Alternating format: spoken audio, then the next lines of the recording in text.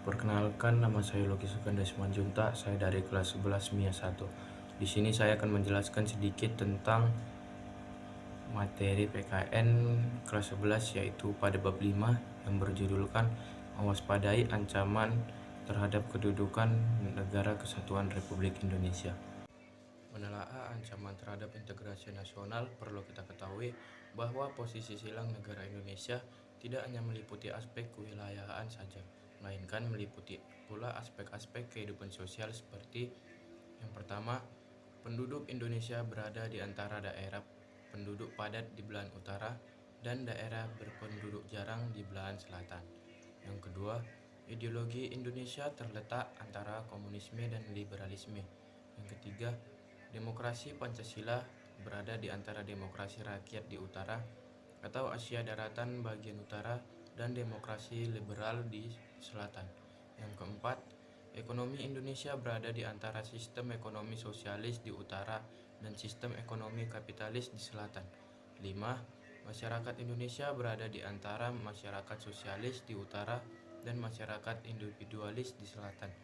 Yang keenam, kebudayaan Indonesia berada di antara kebudayaan timur di utara dan kebudayaan barat di selatan. Yang ketujuh, sistem pertahanan dan keamanan Indonesia berada di antara sistem pertahanan kontinental di utara dan sistem pertahanan maritim di barat, selatan, dan timur. Indonesia juga memiliki banyak ancaman-ancaman baik dari dalam negeri maupun luar negeri yang dapat mengancam kedudukan NKRI. Ancaman dalam bidang ekonomi dari dalam negeri atau internal, yang pertama, krisis keuangan, yang kedua, inflasi tinggi, yang ketiga, deflasi. Ancaman ekonomi dari luar negeri, yang pertama, krisis keuangan global, yang kedua, perang dagang, yang ketiga, ketidakstabilan politik di negara mitra dagang. Selanjutnya ada ancaman di bidang ideologi dari dalam negeri. Contoh ancaman di bidang ideologi dari luar negeri, yang pertama, ekstremisme agama, yang kedua, ideologi teroris, yang ketiga, pengaruh asing atau globalisasi. Ancaman di bidang politik dari dalam negeri, yang pertama, korupsi, kolusi, dan nepotisme atau KKN. Yang kedua, politik sara, yang ketiga, makar. Contoh ancaman di bidang politik dari luar negeri, yang pertama, percobaan invasi asing, yang kedua, terorisme. Ancaman di bidang sosial budaya dari dalam negeri, yang pertama yaitu kemiskinan, yang kedua, rendahnya kualitas SDM.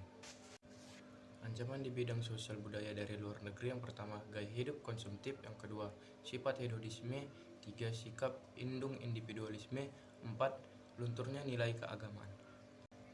Memang sangat banyak yang dapat mengancam kedudukan NKRI, mulai dari dalam negeri maupun dari luar negeri. Tetapi masyarakat Indonesia juga bisa mengatasinya dengan banyak strategi. Yang pertama, strategi mengatasi ancaman di bidang ideologi dan politik, yaitu mengembangkan demokrasi politik, mengaktifkan masyarakat sipil dan arena politik, mengadakan reformasi lembaga-lembaga politik agar menjalankan fungsi dan perannya secara baik dan benar, memperkuat kepercayaan rakyat dengan cara menegakkan pemerintahan yang bersih dan berwibawa, menegakkan supremasi hukum, memperkuat posisi Indonesia dalam kancah politik internasional. Yang kedua, strategi mengatasi ancaman di bidang ideologi. Sistem ekonomi dikembangkan untuk memperkuat produksi domestik bagi pasar dalam negeri sehingga dapat memperkuat perekonomian masyarakat.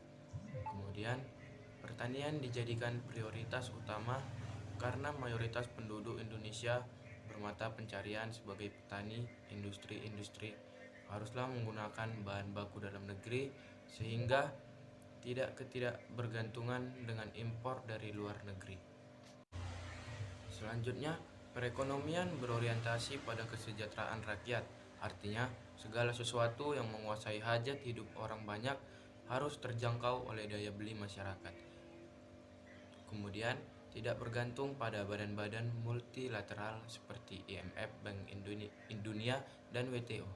Yang ketiga, ketiga, strategi mengatasi ancaman di bidang sosial budaya. Ada menghargai dan melestarikan budaya lokal, kemudian pendidikan tentang budaya dan sejarah, kemudian melindungi asasi Indonesia, kemudian mengembangkan teknologi pendidikan, kemudian menggerakkan dialog antar budaya. Selanjutnya yang keempat, strategi mengatasi ancaman di bidang pertahanan dan keamanan. Pertama ada setiap warga negara berhak dan wajib ikut serta dalam usaha pertahanan dan keamanan negara.